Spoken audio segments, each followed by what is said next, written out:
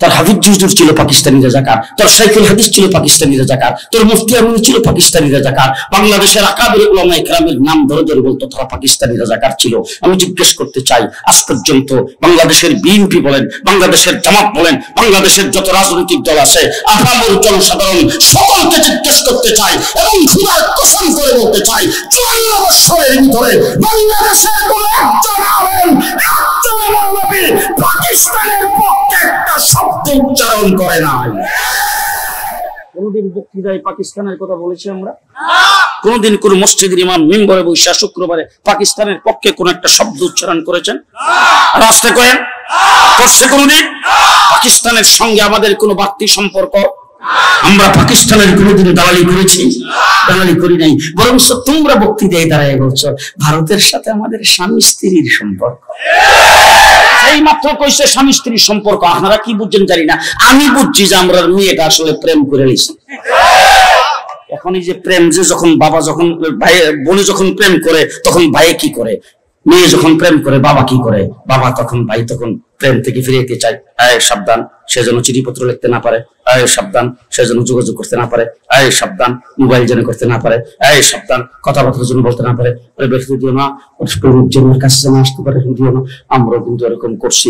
বাংলাদেশে যখন প্রেমিক মোদির দাওয়াত করে আনতে চাইছে, আমরা রাজপথে নাইমা বলছি মোদির মতো বদমাইশ বাংলাদেশে আসতে পারবে না।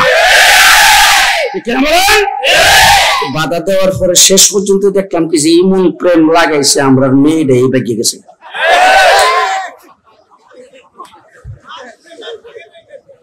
পরিষ্কার ভাষায় বলতে চাই, আজকে প্রমাণ হয়েছে আমরা ভিন দেশের দালাল নই, আমরা কোন দেশের রাজাকার নই, তোমরা সবাই ইন্ডিয়ানের রাজাকার, ইন্ডিয়ানের রাজাকার, ইন্ডিয়ানের রাজাকার।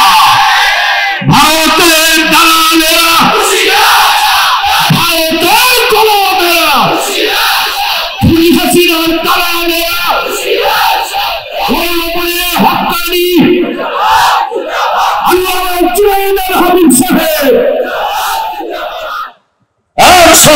মানুষের বানানো কোন টাইম নির্ধারণ করলে সেটা ঠিক থাকে না। আপনি যদি এখন এখানে বসে নিয়ত করেন আগামীকালে ঢাকা যাইবেন, যাইতেও পারেন না, যে আগামীকালের আগে আপনার মরণ হওয়ার সম্ভাবনা নাই তো? আল্লাহ না করুক কোন অ্যাক্সিডেন্ট হওয়ার সম্ভাবনা নাই তো? অসুস্থ হওয়ার সম্ভাবনা নাই তো? শেখ হাসিনা কইছে ভিশন 41 ওইসিনি, হ্যাঁ আল্লাহ ডাক দেখো ভিশন 24 জায়গাতেই শেষ, ঠিক না? ঠিক। আমার নবী মুহাম্মদুর রাসূলুল্লাহ সাল্লাল্লাহু আলাইহি ওয়াসাল্লাম কতদিনের জন্য নবী? এবার আমার কাছ থেকে শুনেন, আমার সাথে সাথে বলবেন আল্লাহ রাব্বুল, আল্লাহ হলেন রাব্বুল আলামিন, আর আমার নবী হলেন রাহমাতুল লিল আলামিন। খুব ভালো করে বুঝেন, আল্লাহ রাব্বুল আলামিন, আমার নবী রাহমাতুল লিল আলামিন। আল্লাহ পাকের রুবুবিয়ত যদ্দূর, আমার নবীর নবুয়তি তদ্দূর। আল্লাহ পাকের যদ্দূর এরিয়া, আমার নবীর নবুয়তির ততটুক এরিয়া। আল্লাহ হলেন আরশ কুরসি লৌহ কলমের আল্লাহ, আমার নবী আরশ কুরসি লৌহ কলমের নবী। খালি জমিনের নবী না, আমার নবী আসমানের নবী, আমার নবী জমিনের নবী, আমার নবী পাহাড় পর্বতের নবী, আমার নবী পোকা মাকড়ের নবী, আমার নবী জন্তু জানোয়ারের নবী, আমার নবী চন্দ্র সূর্যের নবী, আমার নবী ফিরিস্তার নবী, জিনের নবী, জান্নাত জাহান্নামের নবী, আমার নবী কুল সৃষ্টি জগতের নবী। কুল সৃষ্টি জগতের নবী মুহাম্মদুর রাসূলুল্লাহ সাল্লাল্লাহু আলাইহি ওয়াসাল্লাম, আদম থেকে ঈসা পর্যন্ত সমস্ত নবীদের নবী। ঘুমাই গেছেন মনে হয়? আদম থেকে ঈসা পর্যন্ত সমস্ত নবীদেরও নবী, সমস্ত ফেরেশতাদেরও, জিবরাইল আমিনেরও, মিকাইলেরও, ইসরাফিলেরও, আজরাইলেরও, জিন জাতিরও, পোকামাকড়েরও, জন্তু জানোয়ারেরও, আমার নবী সর্ব অবস্থায় সমস্ত সৃষ্টি জগতের জন্য নবী।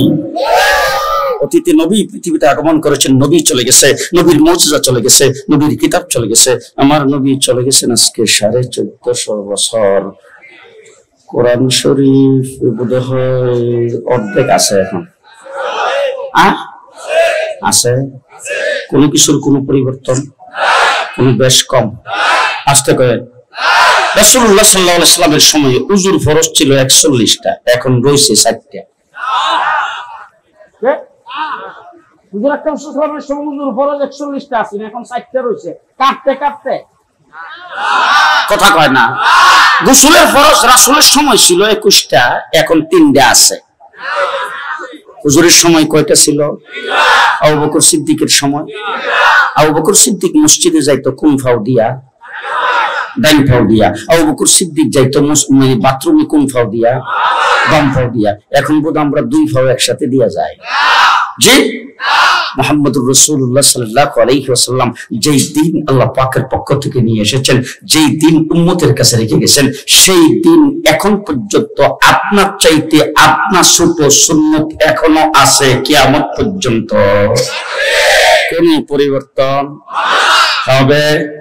কেউ করতে পারবে না।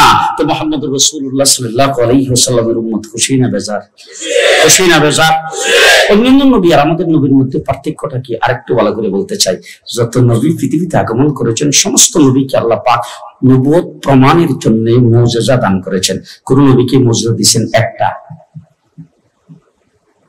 কোন নবীকে মুজিজা দিয়েছেন 3টা, কাউকে দিয়েছেন 4টা, কাউকে দিয়েছেন 5টা।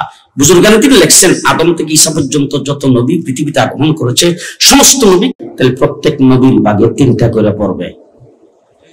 কথা কি বুঝাইতে পারতেছি? আমার নবীর মুজিজা কয়টা কোন তো?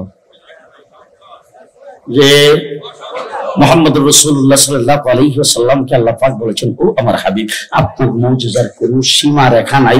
তার কারণ হলো আপনার মাথার থেকে পায়ের পাতা পর্যন্ত পুরা বডিটাই মুজিজা। আপনার জন্ম থেকে মৃত্যু পর্যন্ত পুরা জীবনটাই মুজিজা। আপনি উঠে দাঁড়াইবেন মুজিজা, আপনি বসবেন মুজিজা, আপনি চাইবেন মুজিজা, আপনি চক্ষু বন্ধ করবেন মুজিজা, আপনি উপরের দিকে চোখ উঠাইবেন মুজিজা, আপনি নিচের দিকে তাকাইবেন মুজিজা, আপনি আঙ্গুল লাগাইবেন মুজিজা, আপনি হাত উঠাইবেন মুজিজা, আপনি হাঁটবেন মুজিজা, আপনি চলবেন মুজিজা, আপনি দাঁড়াইবেন মুজিজা, আপনি শুইবেন মুজিজা, আপনি খানা খাইবেন মুজিজা, আপনি উযু করবেন মুজিজা, আপনার 3.5 হাত বডি পুরাটাই মুজিজা। আমার নবীর শরীর থেকে গাম বের হয়, গামটা নেশকে আল্লাহর চাইতে বেশি সুগন্ধি। হযরত আনাস রাদিয়াল্লাহু তাআলা আনহু রাসূলুল্লাহ সাল্লাল্লাহু আলাইহি ওয়াসাল্লামের 10 বছরের খাদেম ছিলেন। আল্লাহর নবীর পরে সে দামেস্কের জামি মসজিদের খতিব হয়েছেন। শুক্রবারে জুমার নামাজ পড়াইতে আসে। তখনকার সময়ে মানুষ সুন্নত হিসাবে ভালো ব্র্যান্ডের আতর ব্যবহার করত, সুগন্ধি। শুক্রবার দিন সুগন্ধি ব্যবহার করে মসজিদে যাওয়া সুন্নত। তো সুন্নতের উপর আমল করে সবাই যাইতেন।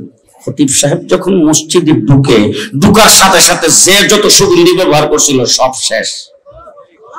খতিব মসজিদে ঢুকার সাথে সাথে গোটা মসজিদটা উনার শরীরের সুগন্ধিতে মুখরিত হয়ে যায়। লোকজন মসজিদ থেকে বাইরে যার, ও খতিব সাহেব মনে হয় ঢাকার থেকে আনছিল ভালো ব্র্যান্ডের, যাইয়া ভালো ব্র্যান্ডের আতর তালাশ করিয়া, তারপরে সুগন্ধি তালাশ করে আইনা পরে শুক্রবারে বালা করে শরীরের মধ্যে লাগাইয়া তারপরে গেছে মসজিদে। মসজিদে যায় মনে মনে ভাবতেছে, আজকে যা লাগাইছি খতিব এগুলি পাইব কো? মার্কেট তো চিনি না, আজকে যেটা লাগাইছি এর চাইতে বেশি সুগন্ধি ব্যবহার করে খতিব আসতে পারবে না। আল্লাহ ওই দিন মসজিদে খতিব খালি ঢুকছে, একটা যে কই গেছে তার খবরও নেই।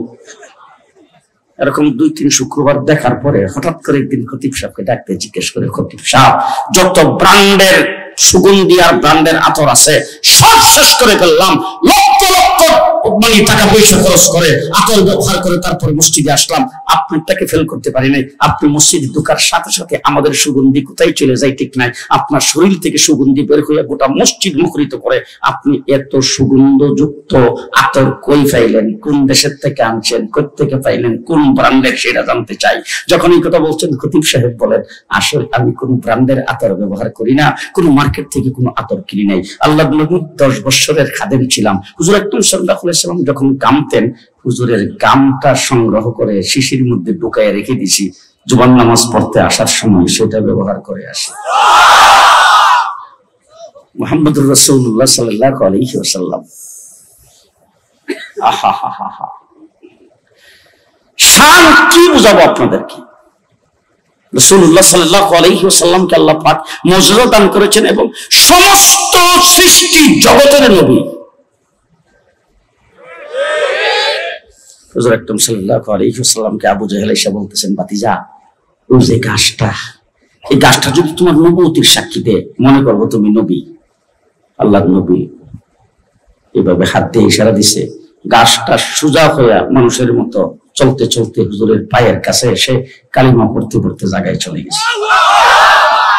আবু জাহেল এসে বলতেছে, ভাতিজা, একটা অলৌকিক ঘটনা যদি দেখতাম তাহলে মনে করতাম তুমি নবী। আল্লাহ নবী জিজ্ঞেস করেছেন, চাচা ঘটনাটা কি জমিনে দেখা মনে আসমান? আমি তো জমিনের কথাই ভাবছিলাম, যদি আসমানে দেখা হতো তো খারাপ হয় না। পূর্ণিমার চন্দ্রের রাত্রি 14 তারিখের রাসূল ঘর থেকে বের হয়ে আইসা খোলা আকাশের নিচে দাঁড়াইছে। আকাশের চন্দ্রের দিকে হুজুর কোনো মন্ত্র পড়ে নাই, চুপটাও লড়ে নাই, কোনো সূরা কেরাত পড়ে নাই, আঙ্গুল দিয়ে এইভাবে ইশারা দিয়েছেন। আকাশের চন্দ্র 2 ভাগ হয়ে 2 দিকে পড়ে গেছে। মুহাম্মদুর রাসূলুল্লাহ সাল্লাল্লাহু আলাইহি ওয়াসাল্লামের মুজিজা যদি বলতে থাকি সারা রাত্রি বলতে পারবো। একজন সাহাবী হযরত জাবের রাদিয়াল্লাহু তাআলা আনহু, আল্লাহর নবী এক জায়গায় শুয়েছেন, শুয়ে ঘুমাইছেন, চক্ষু বন্ধ করছে। একটু পরে যখন চক্ষু খুলছে, হযরত জাবেরকে, হুজুর কি দেখলাম? আল্লাহর নবী, কি দেখছো? বলে, হুজুর ওই যে একটু দূরে যে গাছটা, এই গাছটা দেখলাম চলতে চলতে সোজা হইয়া মানুষের মতো চলতে চলতে যেমন হাঁটতেছে এরকম মনে হয়েছে। হাঁটতে হাঁটতে চলতে চলতে আপনার মাথার কাছে আইসা কিছুক্ষণ দাঁড়ায় দেখা আবার জায়গা মতো চলে গেছে। হুজুর গাছের গোড়ার মধ্যে কোনো মাটি ভাঙ্গা টাঙ্গার কোনো চিহ্ন নাই। হুজুর বুঝতেই পারলাম না, কি আশ্চর্য দেখলাম। আল্লাহ নবীর সাথে সাথে ডাক দিয়ে বলেন, জাবের, গাছটা যখন একটু দূরে, আমি যখন এখানে শুনছি তখন গাছটা আল্লাহকে ডাক দিয়ে, আল্লাহ, তোমার হাবিবরে অনেক কাছে পাইছিলাম, অনেক কাছে পাইছিলাম, তোমার হাবিবের নুরানি চেহারাটা দেখার বড় শখ ছিল। আল্লাহ, দূর থেকে দেখতেছি ভালো দেখা যাচ্ছে না। আল্লাহ, তুমি যদি একটু অনুমতি দিতে তোমার হাবিবের চেহারাটার কাছে যাইয়া তোমার হাবিবকে এক নজর ভালো করে দেখবো। আল্লাহ গাছের দোয়া কবুল করেছেন, গাছকে অনুমতি দিয়েছে। গাছ আমার মাথার কাছে এসে আমার চেহারা ভালো করে দেখে জায়গা মতন চলে গেছে। বিরক্ত হয়ে গেছে? হ্যাঁ, রাসূলুল্লাহ সাল্লাল্লাহু আলাইহি ওয়াসাল্লাম খন্দকের যুদ্ধ, আর একটা কথা শেষ, খন্দকের যুদ্ধ, রাসূলুল্লাহ সাল্লাল্লাহু আলাইহি ওয়াসাল্লাম সেখানে সাহাবায়ে কেরামকে নিয়ে যায় একটা খাল খনন করতেছেন, কাফেররা যাতে আসতে না পারে। ওখানে সাহাবায়ে কেরাম প্রত্যেকের পেটের মধ্যে, পেটের খিদায় পাথর বেঁধেছে। একজন সাহাবী এসে রাসূলকে বলতেছে, আল্লাহর হাবিব, পেটের খিদায় পেটের মধ্যে পাথর বেঁধে রাখছি, আজকে কয়েকদিন যাবত কোনো খাবার নাই। রাসূলুল্লাহ সাল্লাল্লাহু আলাইহি ওয়াসাল্লাম নিজের কাপড়টা উত্তোলন করে সাহাবীরে দেখায়, তোমার পেটে একটা পাথর বাঁধা, আমার পেটে 2টা পাথর বাঁধা। হযরত জাবেরের বাড়ি ছিল কাছে। জাবের দৌড়ে বেগম রেজায় বলে, বেগম, আমার বাড়ির কাছে রাসূল সাল্লাল্লাহু আলাইহি ওয়াসাল্লাম খন্দক করতে আসছেন, যুদ্ধ করতে আসছেন। এখন রাসূল সাল্লাল্লাহু আলাইহি ওয়াসাল্লামের পেটে খিদা, হুজুর কষ্ট পাইতেছে, পেটের মধ্যে 2টা পাথর বাইন্ধে রাখছে। ঘরের মধ্যে কি কিছু খাবার আছে? সামান্য কিছু। আল্লাহর নবীরে দাওয়াত করি না, কারণ হুজুর যদি মদিনা চলে যায় সেখান থেকে দাওয়াত করে আনাও তো হুজুরের মুশকিল। আজকে যেহেতু সুযোগ পাইছি, তখন জাবেরের বিবি ছোট্ট একটা বকরির বাচ্চা আছে আর সামান্য কিছু আটা আছে। তো হযরতে জাবের বকরিটারে ধরে সবাই করে চামড়া সিল্লা গোশতগুলি কেটে বেগম রে দিয়ে খাও, গোশতটা পাকাও আর আটা দিয়ে রুটি বানাও, রাসূলকে যে দাওয়াত করে নিয়ে আসি। বেগম আবার খুব, আপনাদের কোনাবাড়ির মহিলারা লাগান খুব চালাক। বেগম ডাক দিয়ে, তুমি যেভাবে যাইতেছো আর তোমার যে আবেগ, তুমি তো যাই সবাই সামনে রাসূলকে বলবা, ও আল্লাহর হাবিব, চলেন আপনার দাওয়াত। অন্যান্য সাহাবীরা যখন শুনবে তখন সবারই তো পেটে খিদা, মনে কষ্ট পাবে না? এই জন্য রাসূলকে যে কানে কানে আস্তে করে কইয়া, শুধু হুজুরকে নিয়ে আইসো, খাবার পরিমাণ খারাপ তো, কম তো, বেশি মানুষ আসলে তো হবে না। হযরত জাবের গেছে, যাইয়া খালি সুযোগ তালাশ করতেছে। হঠাৎ করে সুযোগ পাইয়া আল্লাহর নবী যে আস্তে করে কানে কানে কই, হুজুর, আমার বাড়িতে সামান্য খাবারের ব্যবস্থা করেছি, হুজুর পেটে খিদে কষ্ট করতেছে, হুজুর একটু চলেন। যেই খালি জাবেরের মুখ থেকে কথাটা শুনছে, আল্লাহর নবী খন্দকের দিকে মুখটা করে ডাক দেখো, ও খন্দকের সাহাবীরা, চলো সবাই জাবেরের বাড়িতে দাওয়াত।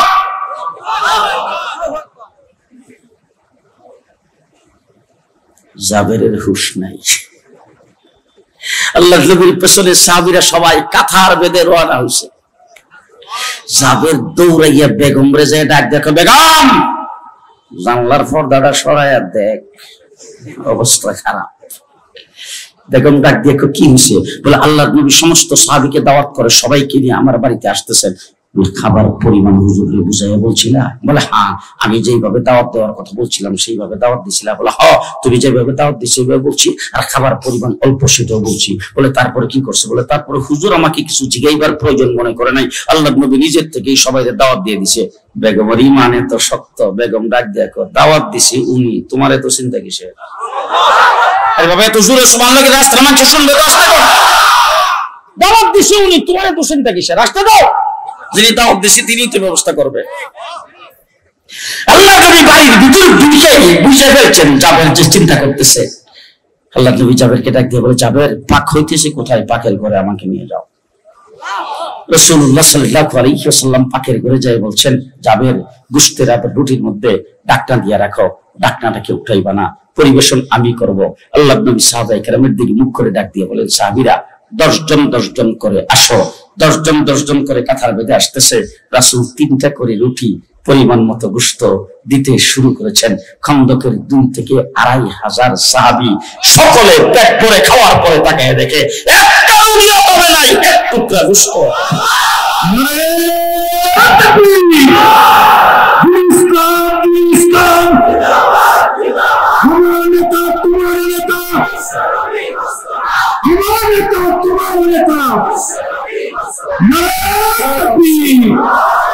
আমার নবী মুহাম্মদুর রাসূলুল্লাহ সাল্লাল্লাহু আলাইহি ওয়াসাল্লামের শান, আমার তো কোনো এলেম কালাম নাই। রাসূল এত বড় মহান, আল্লাহ তাবারক ওয়া তাআলা যাকে আল্লাহর মাহবুব বানিয়েছেন, আল্লাহ নিজে যার শান বর্ণনা করে 30 পারা কোরআন নাযিল করেছেন। আমি তো এই ব্যাপারে একটা ফুটাও বলার মতো যোগ্যতা আমার নাই। তবে মুহাম্মদুর রাসূলুল্লাহ সাল্লাল্লাহু আলাইহি ওয়াসাল্লামের একজন সাহাবী নাম হলো হযরতে আবু হুরায়রা। কি নাম? আবু হুরায়রা। যেদিন ঈমান এনেছে, মুসলমান হয়েছে, ওই দিন থেকে রাসূলের দরবার থেকে আর যায় নাই। আপনারা কথা বুঝছেনই না। আমাদের মাদ্রাসাগুলিতে বিভিন্ন মাহফিলে গেলে তখন পুরস্কার বিতরণ করে, তো পুরস্কারের মধ্যে লাস্টের দিক দেখো, হুজুর এখন একটা ছেলেকে পুরস্কার দেওয়া হবে যে ছেলেটা একদিন বছরে একদিনও মাদ্রাসা বন্ধ করেনি। আবু হুরায়রা হইল ওই পুরস্কার প্রাপ্ত ব্যক্তি যিনি রাসূল সাল্লাল্লাহু আলাইহি ওয়াসাল্লামের দরবারে আইসা মাদ্রাসা আসহাবুস সুফফায় ভর্তি হওয়ার পরে আর একদিনও নাগা করে নাই। আল্লাহ নবী যখন হুজরায় চলে যেতেন, রাসূল সাল্লাল্লাহু আলাইহি ওয়াসাল্লাম যখন বেগমদের কাছে চলে যেতেন, তখন আবু হুরায়রা বাহিরে দাঁড়িয়ে থাকতো। রাসূল যখন বের হইতেন, যতক্ষণ বাহিরে থাকতেন ততক্ষণ আবু হুরায়রা সাথে আছে। এই জন্য সবচেয়ে বেশি হাদিস বর্ণনা করেছেন আবু হুরায়রা। রাসূলের আসহাবে সুফফা মাদ্রাসার ছাত্র, বোর্ডিং এ খাবারের কোনো ব্যবস্থা নাই। আমার কয়েকদিন আগে এক জিনিস গিয়ে হুজুর এইভাবে সামরা করে মাদ্রাসা, এটা কি? মাদ্রাসা তো হবে সরকারি। আমাদের দেশে সরকারি মাদ্রাসা আছে তো? আছে না? আলিয়া মাদ্রাসা নাই। এ আলিয়া দুনিয়া কু খালিয়া, কথা কয় না।